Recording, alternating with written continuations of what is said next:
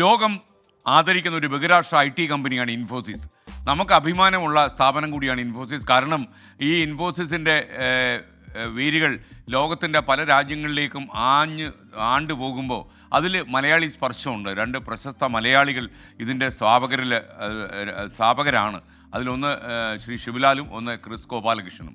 അപ്പോൾ ഈ മലയാളി സ്പർശമുള്ള ഒരു ബഹിരാഷ്ട്ര ഐ ടി കമ്പനിയാണ് ഇൻഫോസിസ്. ആ ഇൻഫോസിസിൻ്റെ വളർച്ച അത്ഭുതാപകമാണ് താനും.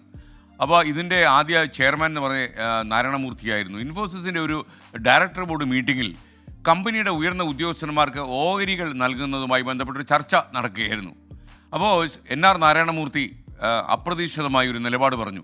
എനിക്കും എൻ്റെ കുടുംബത്തിനും ഈ ഓഹരി ഓപ്ഷൻ ഒന്നും ആവശ്യമില്ല. ഞങ്ങൾക്ക് ഓഹരി വേണ്ട. പകരം കമ്പനിയുടെ വിജയത്തിൽ പങ്കാളികളായ സാധാരണ ജീവനക്കാർക്ക് ഈ നേട്ടങ്ങൾ നൽകണമെന്നാണ് നാരായണമൂർത്തി പറഞ്ഞു വെച്ചത്. ഈ തീരുമാനം ശരിക്കും ഈ ബോർഡിലുണ്ടായിരുന്ന മറ്റംഗങ്ങളെ ലേശം സ്തബ്ധരാക്കിയെന്നത് നേര്. കാര്യം അതൊന്നും ഒരു ഔദാര്യമായിരുന്നില്ല, മറിച്ച് കമ്പനിയുടെ വളർച്ചയിൽ തങ്ങൾ ഓരോരുത്തർക്കും പങ്കുണ്ട് എന്ന് തോന്നൽ ജീവനക്കാരെ ബോധ്യപ്പെടുത്താനുള്ള ഒരു ശ്രമമായിരുന്നു നാരായണമൂർത്തിയുടെ വാക്കുകൾ.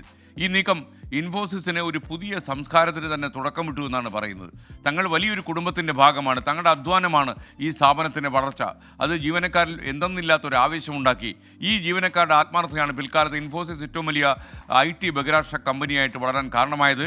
കമ്പനിയുടെ വിജയത്തിനായിട്ട് അവർ അക്ഷീണം യത്നിച്ചു. ഒരു സ്ഥാപനത്തിൻ്റെ ഏറ്റവും വലിയ മുതൽക്കൂട്ടെന്ന് പറഞ്ഞാൽ അതിലെ ജീവനക്കാരാണ്, അവരുടെ അധ്വാനമാണ്. ഈ വിജയത്തിൽ അവരെ പങ്കാളിയാക്കുന്നത് ദീർഘകാല വളർച്ച ഉറപ്പാക്കും. ബിസിനസ് ലാഭം നേടുന്നതിനൊരു ഉപാധി മാത്രമല്ല, സമൂഹത്തിൽ വലിയ സ്വാധീനം ചെലുന്നൊരു ശക്തി കൂടിയാണെന്ന് നമ്മൾ തിരിച്ചറിയുക.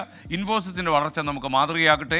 അതിൽ ഒരുപക്ഷെ ക്രിസ് ഗോപാലകൃഷ്ണനും ശിവലാൽ സാറിനും ഒക്കെ തന്നെ സന്തോഷിക്കാൻ വകയുള്ള കാര്യമാണ് ഈ സ്ഥാപനത്തിൻ്റെ വളർച്ച.